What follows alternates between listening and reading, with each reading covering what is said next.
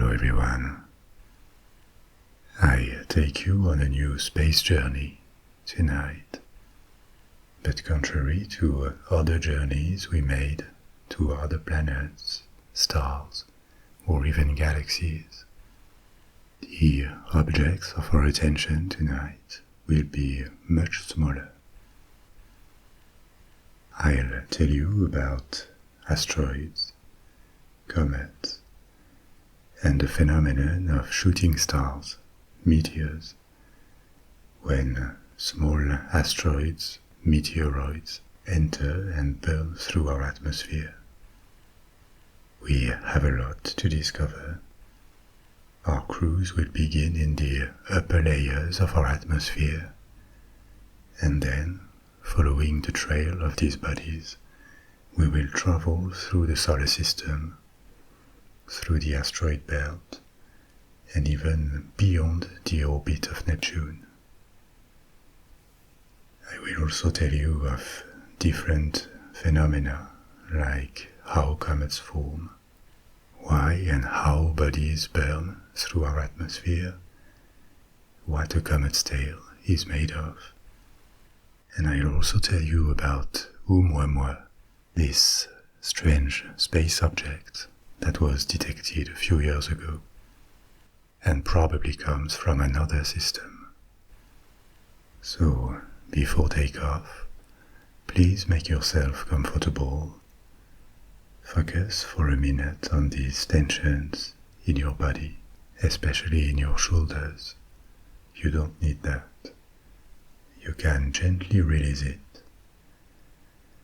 And there is also probably tension in your arms and your legs that you can let go of. As always, this space cruise can accompany you as you fall asleep. You can always come back where you left. There are timestamps to help you with that in the first comment pinned under the video. And in this comment, as always, you will find links to listen to my stories in audio streaming, like on Spotify or Apple Music if you prefer, and also a link to Patreon. It is totally up to you, but if you appreciate this channel and wish to contribute to its funding, and also get everything I do as downloads, or listen to the stories as podcasts, please consider joining. It helps a lot. And now that we are all set, let's get started. Our cruise begins just a few miles above the surface of the Earth, above the clouds, a good place to observe shooting stars at night. And you know what they are, a glowing streak of light that travels for a short time in our atmosphere and can sometimes be observed from the surface at night when meteorological conditions allow it. But shooting stars or falling stars are colloquial terms for a meteor. So what are the differences between these various words? Meteor, meteorite, meteoroid, asteroid, comet. The differences are all about the size and the location, and also what they are made of. A meteor is synonymous with shooting stars. It is more a phenomenon than an object. The object that causes a meteor is a meteoroid, or an asteroid. The difference between a meteoroid and an asteroid is essentially the size, the mass. A meteoroid is smaller, typically the size of a pebble. There is no official precise range of mass for meteoroids, but think about anything from the size of a grain of sand to a basketball, Meteoroids are generally fragments of asteroids, which are bigger.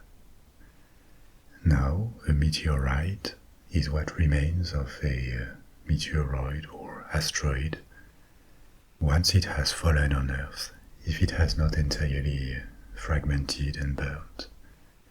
So, in summary, an asteroid can break into smaller meteoroids, and if they enter the Earth's atmosphere, generate a meteor as they burn. Finally, if something is left of this body after impact with the Earth's surface, it will be a meteorite. A comet is a different type of asteroid.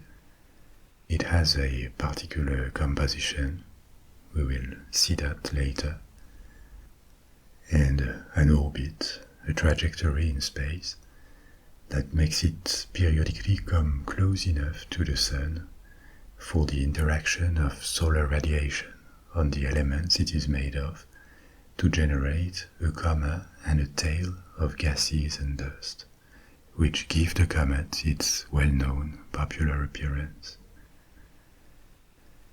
As we are now high in the atmosphere, let's take a look at meteors, or shooting stars. It is the same thing. It is not that common to observe shooting stars, and that could make us think that the meteoroids that enter the Earth's atmosphere are fairly rare. It is actually the opposite. It is estimated that about 25 million meteoroids enter our atmosphere each day. This is about 1 million each hour, or another way to say it is that since you started listening to this talk, about 100,000 meteoroids have arrived. But don't panic, because almost none of them can reach the surface. They are generally no bigger than grains of sand, and they turn to dust long before they could hit the ground. Only bigger meteoroids visibly catch fire and become meteors. But still, the constant arrival of material that turns to dust and eventually falls to the surface represents a big volume, about 15,000 tons annually. This means that the Earth gains about 40 tons of material each day due to meteoroids. 40 tons that end up spread more or less evenly as dust on its surface. Why do these meteoroids burn and break apart? As you know, it is due to the density of the atmosphere in gases. They are heated to incandescence. In the upper atmosphere, the density is enough to heat them to incandescence. This is what creates a streak of light. When the object is large enough, it burns and sheds glowing incandescent material in its wake. Shooting stars typically look much closer than they really are. They seem to be a few thousand feet high in the sky, but in reality they essentially happen in the mesosphere, which is 76 to 100 kilometers above our heads, 50 to 60 miles up. As you also know, it is the Earth's gravity that makes the meteoroids fall towards its surface. Sometimes they can be space debris that were in orbit around Earth, and they lost enough altitude to enter the atmosphere. But generally, meteors happen because of the Earth's motion. As it travels on its orbit around the Sun, it crosses streams of debris, for example, left by a comet, or that happen to cross its orbit, and this is what causes meteor showers, when suddenly plenty of big enough meteoroids enter the atmosphere together and become incandescent due to friction with air molecules. Friction, or in the case of slightly bigger meteoroids, something called ram pressure. So what is ram pressure? When a body moves through a fluid medium, like air, it compresses the medium in front of it, and this causes a drag force to be exerted on the body. In the case of an entry into the atmosphere, it leads to stronger heating of the air in front of it. It applies to meteoroids of a certain size, and even more to space capsules or space shuttles when they return to Earth. They were in the void, or quasi-void, and suddenly they enter a denser medium. There is air around them. So, as they move fast, the air in front of them is suddenly compressed. A shock wave happens, and this suddenly compressed air heats up because of the sudden compression. This hot air will flow around the object and in turn heat it up to hundreds of degrees. It is this phenomenon that heats up meteoroids and makes them burn, rather than friction collisions with air molecules. But it depends on their size. If their size is big enough, from 3 or 4 inches or 10 centimeters in diameter and up, ram pressure is what causes the majority of the heating. When they are smaller than that, friction is the main cause, because they are too small to cause enough compression of air in front of them.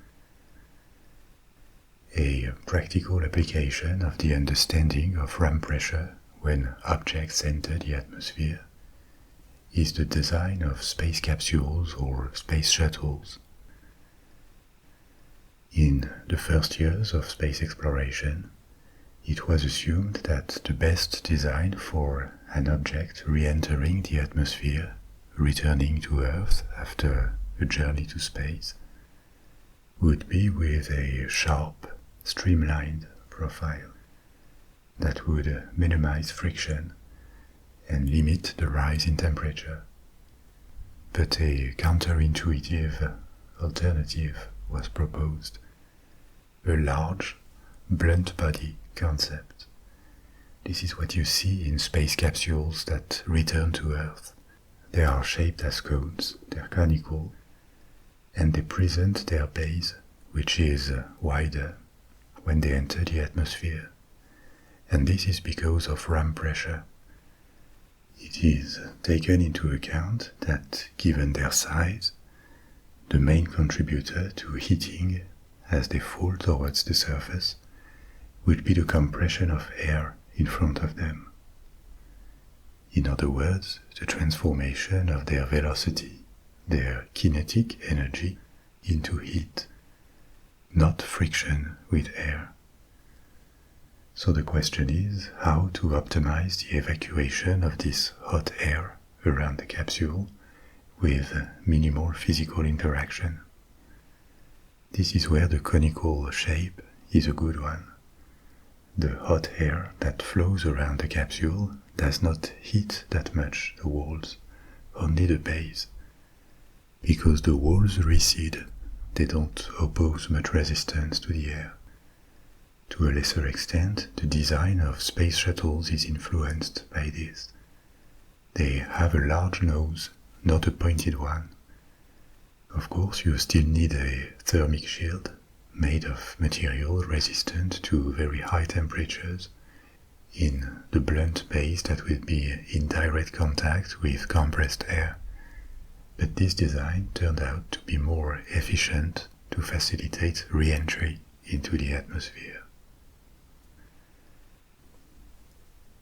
returning to meteoroids and asteroids that fall to Earth, as you also know, they are sometimes big enough to not shed all their matter during their crossing of the atmosphere.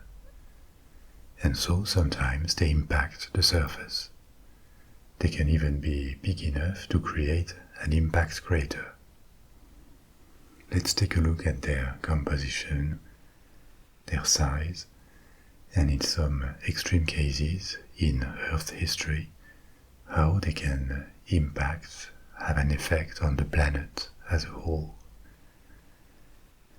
Meteorites, the remains of a falling meteoroid, are not that common.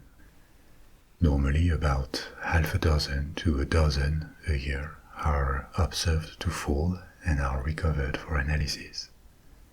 There are certainly many more that go unnoticed or fall into oceans. But a few dozens meteorites a year is almost nothing when you compare it with the millions of meteoroids that enter the atmosphere every day. Out of these few meteorites, even less are big enough to create an impact crater. Most of the time they are no bigger than a pedal, and they create a small pit. But the possible crater and their size when they hit the surface is not only determined by their mass, a more important factor is what they are made of. Most of the time, impact craters on Earth are caused by metallic iron meteoroids. We will take a look at some of these craters in a minute. These are more resilient to the crossing of the atmosphere. Traditionally, three categories of meteorites have been distinguished. There are iron meteorites, which are one of them. They are largely composed of metal, especially iron and nickel. Then there are rocky or stony meteorites. These are made of silicate minerals, which means that at the atomic level they consist predominantly of silicon and oxygen.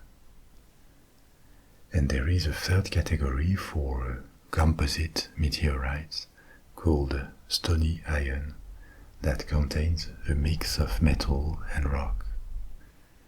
So, as I said, most known impact craters were caused by the first category, iron meteorites, because rocky material is easily disrupted in the atmosphere, including asteroids or small comets with a mass of several tons. They will break in smaller pieces due to the heating and the shock wave, and each of these pieces will be reduced to dust, whereas iron meteoroids are more solid. They will still lose much of their mass before impact, but something may still exist. One hypothesis that has gained credibility in the past 10 years or so is that some of the complex organic compounds that are necessary to life on Earth could have arrived with meteoroids falling. They would not have included full living organisms, but big bricks of DNA and RNA that are fundamental to biological life as we know it. Why is this credible? First, because laboratory experiments under outer space conditions have shown that these compounds could form by chemical reactions on asteroids. Some very old meteorites, several billion years old, that were found on Earth have also been found to contain liquid water. This was not a surprise. It is believed that much of the water we have on Earth arrived via massive asteroid bombardments when the planet was still in formation. But more interestingly, they also contained prebiotic organic substances, that is to say, some of the ingredients, the bricks, that make biological life possible. So the idea that asteroids contributed to the emergence of life on Earth sounded like a long shot 2 or 3 decades ago, but it is not as unlikely as it may sound. These compounds can form in space, and they can also resist entry into the atmosphere. As we have seen, there is a degree of molecular destruction when the meteoroids crash and burn, but compounds may also be just spread during the fall or resisted inside a meteorite. There are thousands of meteorites in circulation in labs, museums, or private collections, and most of them are fairly small. The largest known one is the Hale-Bopp meteorite, and it fell in Namibia, Africa. It is believed sometime over the past 80,000 years. Its mass has been estimated to more than 60 tons, and it contains about 84% iron. It now has a bit of rust on its surface due to oxidation.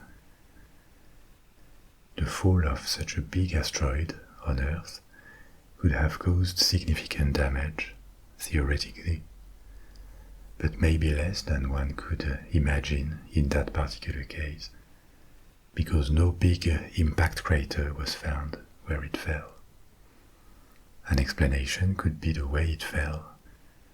These are just estimates, but due to its shape, it has been estimated that it slowed a lot during its fall.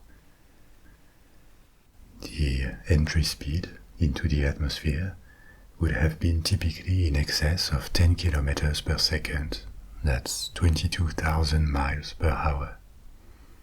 But at the time of impact, it would have slowed down to just about 320 meters per second, 720 miles per hour.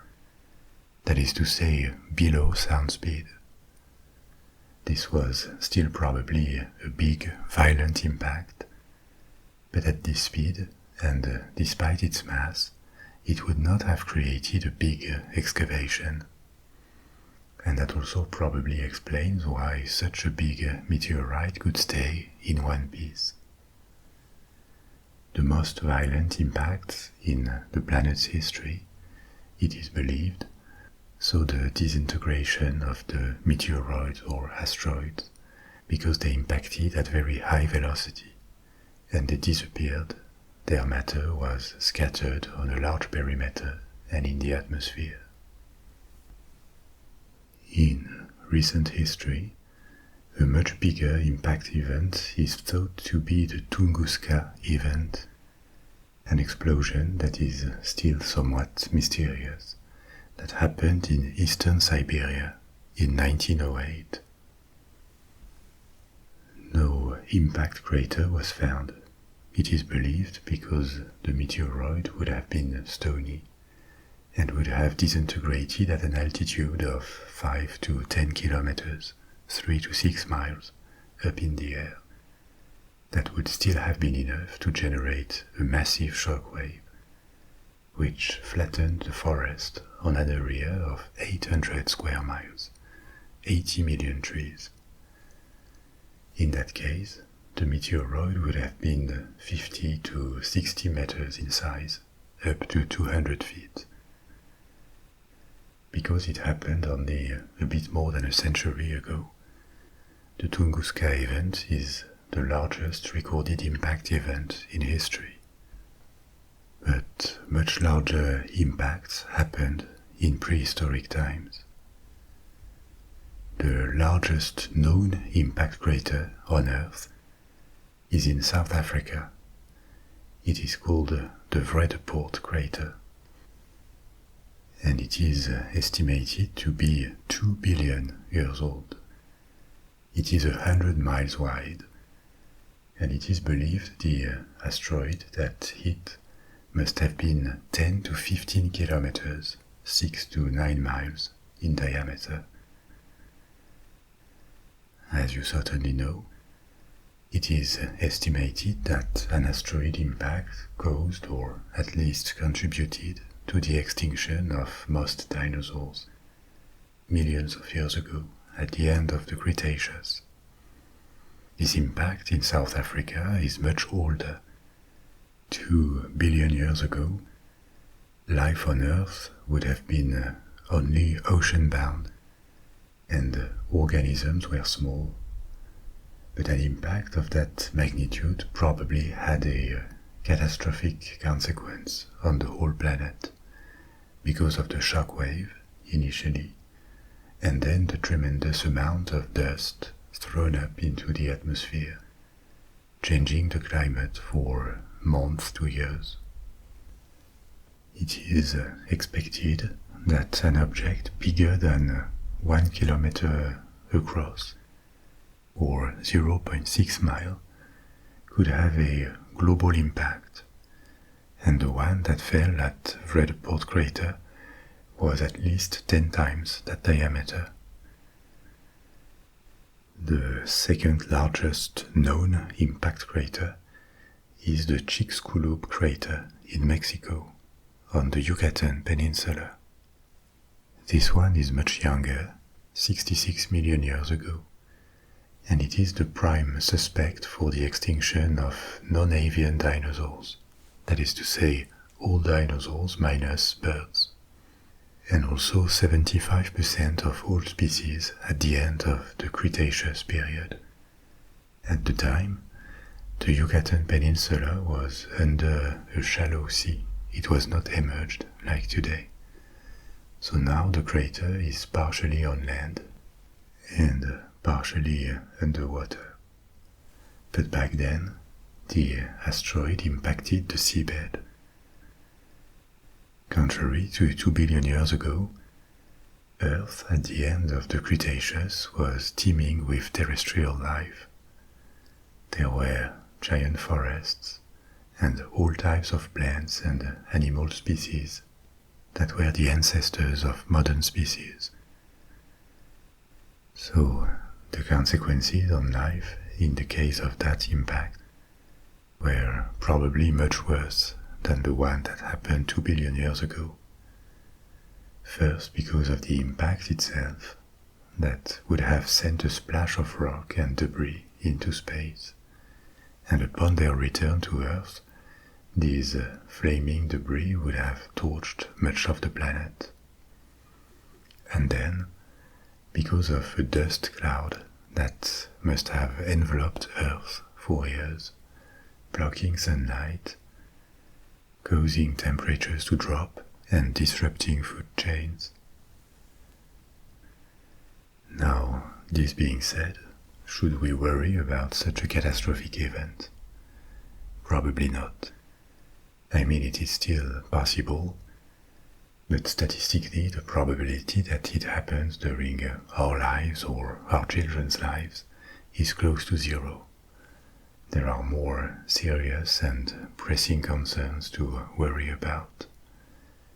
However destructive such an asteroid impact can be, it could also not really end life on Earth. Life is so diverse.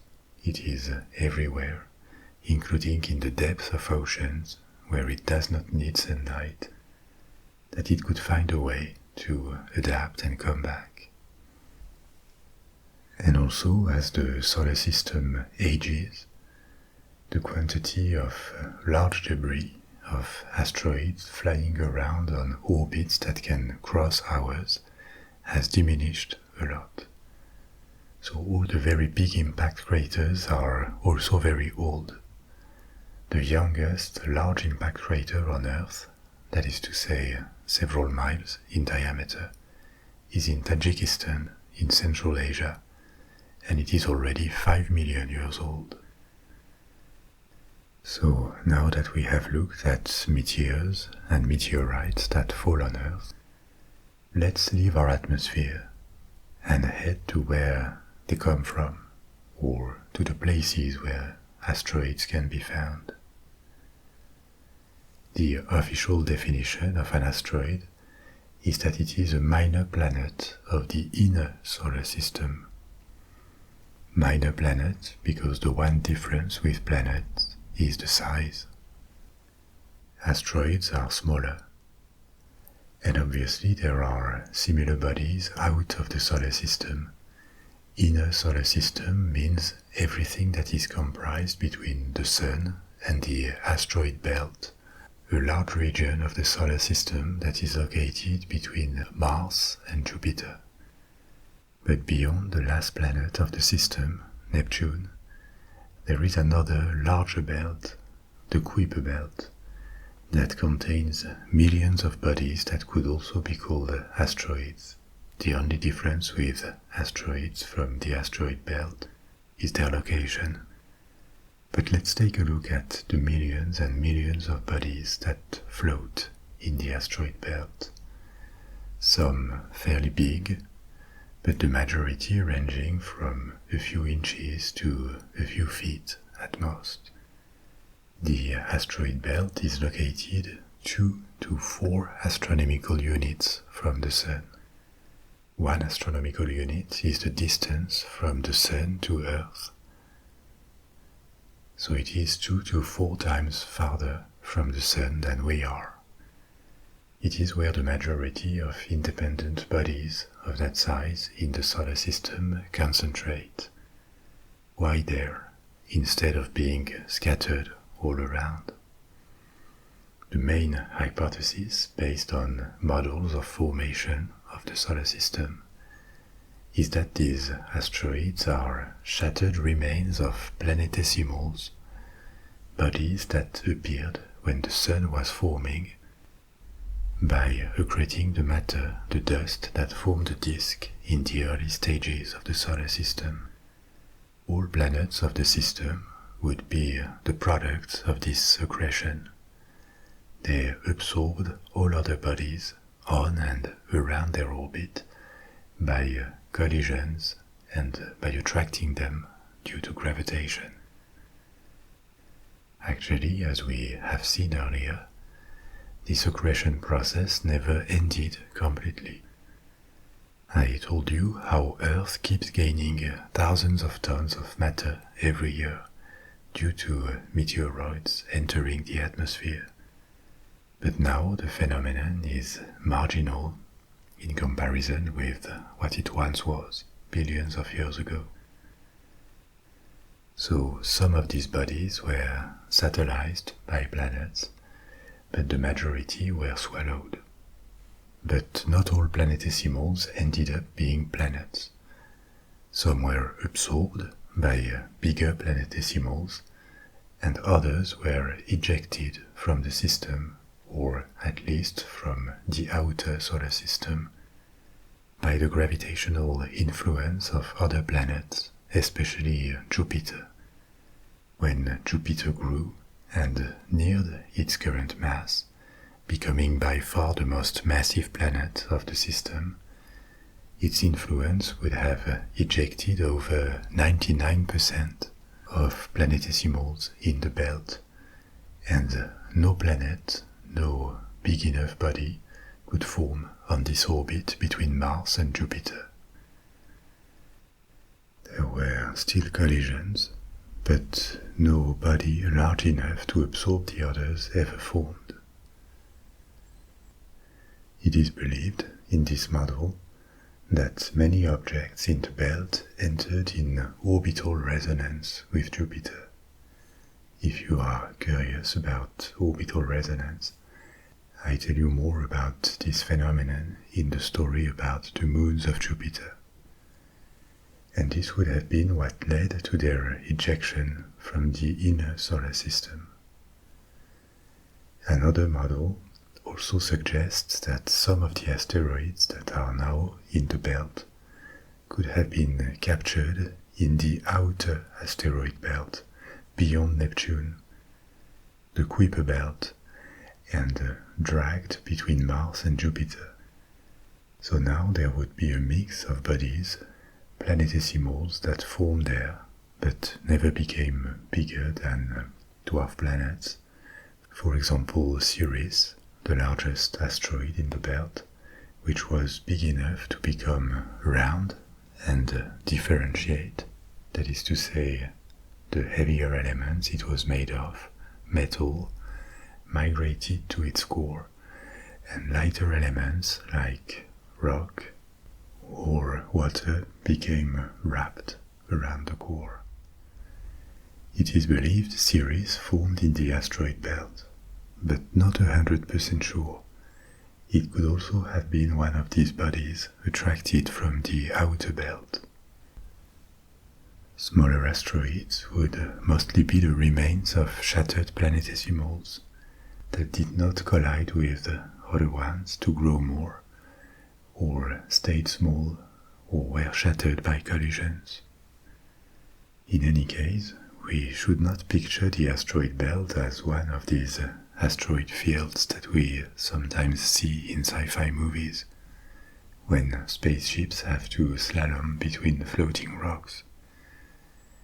This kind of environment doesn't exist in the asteroid belt. To find something similar, we would have to go inside the rings of Saturn, for example, where there is enough density of rocks and ices floating. We could cross the asteroid belt without even noticing it, because it is very empty. There are millions of asteroids, and about 1 million have been identified. They are much more common there than in any other part of the inner solar system, that they are scattered over such a large area that they can have millions of miles between them. Visually, the belt is not dense at all. About 1 to 2 million asteroids would be more than 1 kilometer large in diameter, that's 0.6 miles, and there would be millions more smaller than that. 200 asteroids are bigger than 100 kilometers. These ones have been named, and some of them have been explored by probes. Now, at the scale of the mass of the solar system, the asteroid belt is really not much. It is almost neglectable. If we were to put all the asteroids together, we would get only 3% of the mass of the Moon. And one body alone, Ceres, accounts for 40% of the belt's mass. We already explored Ceres in other stories, so we won't stop there tonight. But it is the only body of the belt large enough to be round. The next one, by mass, asteroids like Vesta or Pallas, are irregular because they are too small for their internal pressure to make their components melt, and they never took this round shape. The surfaces of Vesta or Pallas show that they collided in the past with other asteroids. They have craters. But nowadays, even though collisions can still happen in the belt, they have become rare events.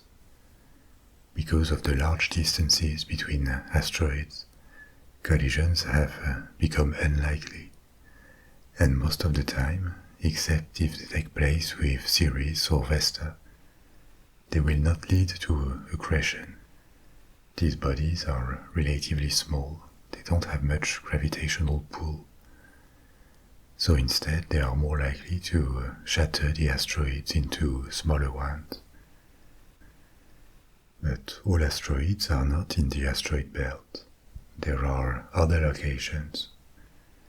First, there are asteroids that are called Trojans.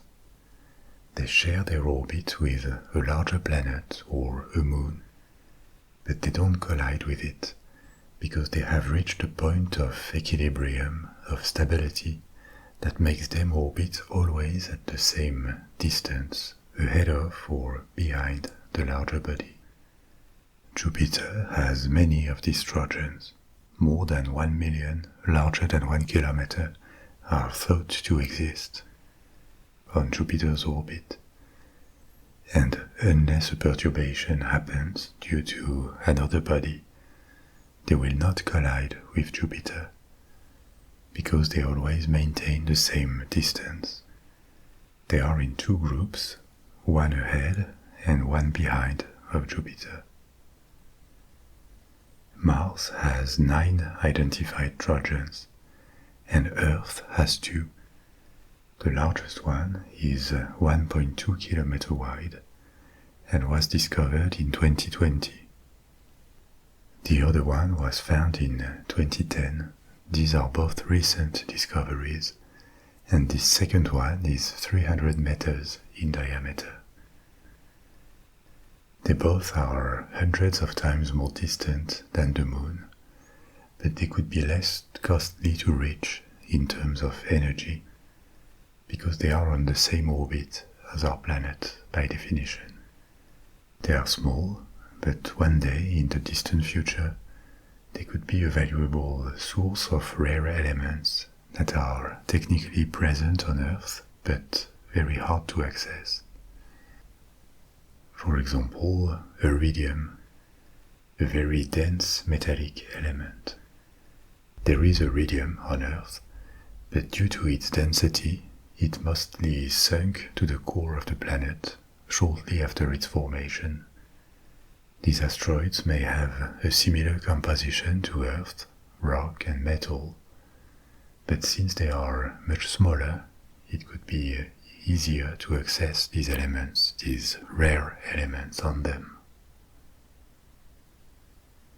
And out of the asteroid belt and trojans, there is also a smaller number of asteroids on orbits that pass close to planets. As of today, if we take Earth as an example, almost 30,000 near-Earth asteroids have been identified.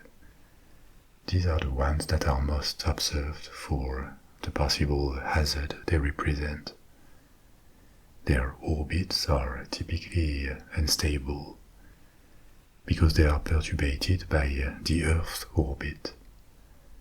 Most of the time, it will result in their ejection from the solar system or a collision with the Sun, a planet, or another body.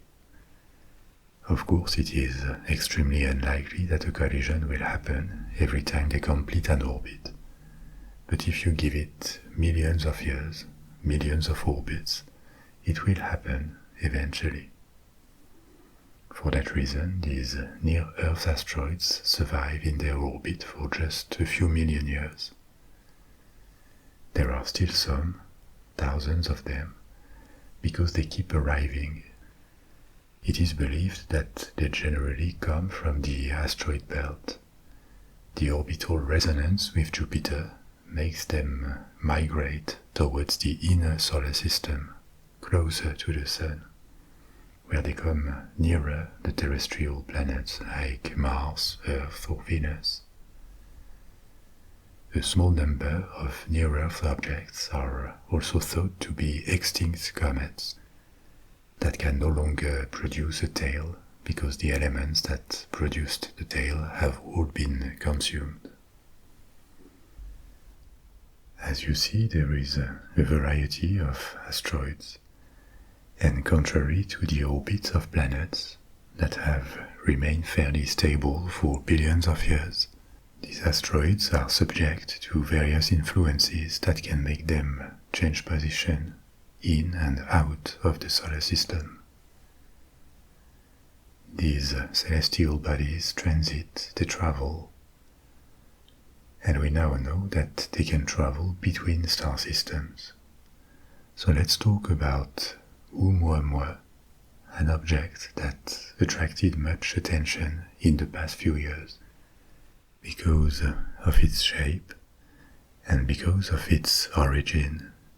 It is likely to be extrasolar. The shape is elongated like a cigar, and it measures between 100 and 1,000 meters, that's 300 to 3,000 feet. Oumuamua is a Hawaiian name because it was detected from an observatory in Hawaii. I told you earlier that objects, asteroids, may be expelled from the solar system. We mentioned it when we spoke about the influence of Jupiter. But it does not make them disappear, of course. If they leave our system, they will travel in space, and eventually they can reach another star system, even though space, included inside a galaxy like ours, is mostly void. Star systems are very distant from one another. Typically the distance has to be expressed in light years, but statistically, ejected objects will end up crossing the path of other systems. That can include planets. We know that some planets are not bound, no longer bound to a star, and travel alone in space. Oumuamua is not very big compared to common asteroids in our system. We saw earlier that more than 1 million of them in the asteroid belt could be larger than 3,000 feet, and Oumuamua barely enters this category. But what revealed its origin is that it did not travel on a sun-bound orbit. It entered the system on a trajectory and with enough velocity to not be captured, meaning that it would cross our system and then continue its journey. When it was first observed, it was only 0.2 astronomical units away from Earth. That's pretty close at the scale of the system. Only 85 times as far away as the Moon. And when it was spotted, it was already heading away from the Sun. Another thing that drew attention was that when it approached the Sun, it exhibited an acceleration that was not due to the gravitation of the Sun. This was weird.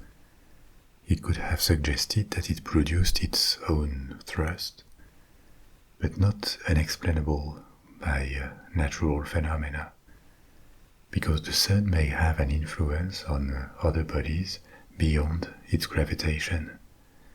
It can provoke outgassing.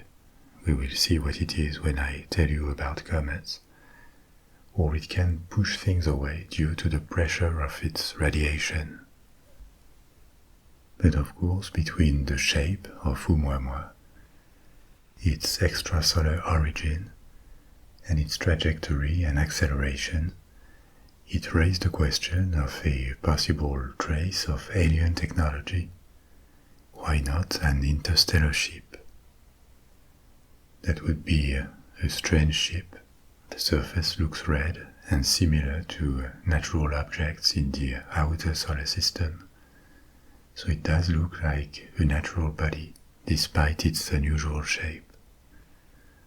A small number of astronomers suggested that Oumuamua could be a product of alien technology. They did not say it was, but just that the phenomenon was unusual enough and hard to explain enough to call for attention. The majority believes that it is a natural object, and there are several hypotheses about how it formed. It could be a remnant of a disintegrated exocomet, a comet outside of the solar system, or a piece of an exoplanet from beyond our solar system. But it is true that this is a particularly strange object that will probably continue to draw attention in the coming years, because it is still inside the solar system. Now let's talk about a particular type of bodies that are close to asteroids, but with a few particularities: comets. As of today, there are more than 4,000 of them that are known in the solar system. And their most obvious difference with asteroids is that they can sometimes be seen from Earth to the naked eye, because they create a long, luminous tail in their wake. Why is that? And how do comets work in general? The center, the nucleus of a comet, is hardly distinguishable from an asteroid. It is a loose collection of agglomerated ice, dust, and rock. The term ice here does not only refer to water ice, like on Earth. In astronomy, ice is a term for compounds that are often found solid in space due to the low temperature, but that are volatile. They can be readily vaporized. It can be water, but astronomical ices also include carbon dioxide, nitrogen, ammonia, methane, sulfur dioxide, and others. So all of this is contained inside the nucleus of a comet. Some comets are small and measure a few 100 meters across. Others are giant and measure tens of kilometers or miles.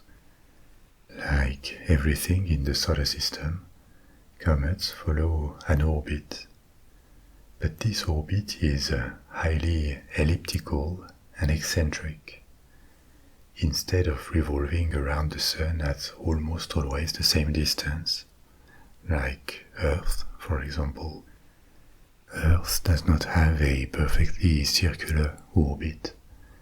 As you know, at some moments of the year, it comes slightly closer or slightly farther from the Sun. But the difference in distance is comparatively very small, whereas comets can be 10 or 100 times farther from the Sun when they reach their most eccentric point than they are at the least eccentric point. We will see later that the type of orbits they have and the frequency of their returns near the Sun depends a lot on where they come from. But the big specificity they have is that when they approach the Sun, following their orbit, solar radiation and the solar wind warms the ices they contain, and because they are volatile, they separate from the nucleus. They are released, and this is the phenomenon called outgassing. These gases, water vapor, carbon dioxide, methane, also take dust with them, and they generate a kind of atmosphere around the nucleus. This atmosphere is called a coma, and it reflects enough sunlight to be visible from afar. This coma is not bound by gravitation to the nucleus, because the nucleus is not massive enough for that. So it can visibly stretch behind the nucleus on long distances, up to 15 times the Earth's diameter. It would disappear quickly if it was not renewed by the continuing effect of the Sun's proximity. These are basically volatile elements ejected from the comet's nucleus. And actually the coma does disappear when the comet has passed near the Sun and starts to go away on its eccentric orbit. Once it is far enough for ices to stop outgassing, the coma goes away, it disappears, and the nucleus comes back to the appearance of a regular asteroid that will continue on its orbit and will stay without a coma for years or up to hundreds of years, depending on how long it takes to return near the Sun on the comet's particular orbit. But the most visible part of a comet that passes close enough to the Sun is not this coma, actually. It is the tail. The tail is a second section of gas and dust from the nucleus that is blown out from the coma by the Sun's light pressure and the solar wind. this stream of tiny particles that the Sun constantly emits. And the tail will typically be even longer and more visible than the comet. It can stretch beyond 1 astronomical unit, more than the Sun-Earth distance. This tail is typically what we picture comets with. As comets consume some of their matter to produce their coma and their tail every time they pass near the Sun, they have an expiration date. The nucleus will end up exhausted once it can no longer outgas, and it will keep revolving around the Sun until it changes orbit. But as a common asteroid, a dead comet, the solar system has existed for billions of years already, and yet there are still active comets. So how is that possible? They should have died long ago. This is possible because there is a giant reservoir of potential comets beyond the orbit of Neptune, in the Kuiper belt, and even more beyond it, in a spherical cloud of icy bodies that extends beyond the Kuiper belt, and that is called the Oort cloud. It is believed that these potential comet nuclei can be set in motion in the Kuiper belt by the influence of planets, and in the Oort cloud by gravitational perturbations at the scale of the galaxy, for example the passing of other stars.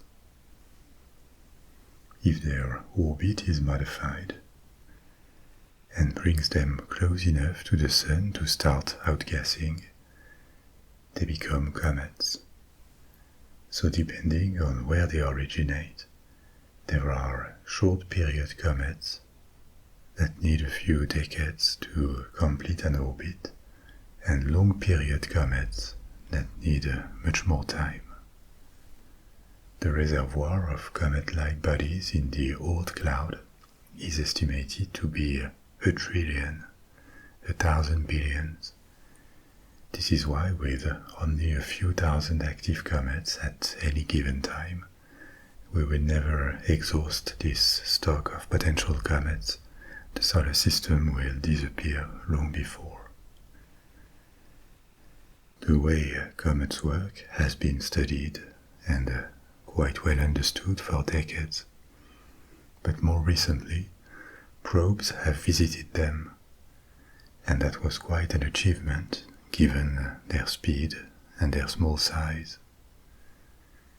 A probe called Deep Impact, sent by NASA, blasted a crater on a comet called Tempel 1 and photographed it to study its interior. And another probe, Rosetta, sent by the European Space Agency, was the first to land on a comet and send information from there. All comets do not stay bound to the solar system. I told you earlier that there were exocomets that could travel between stars.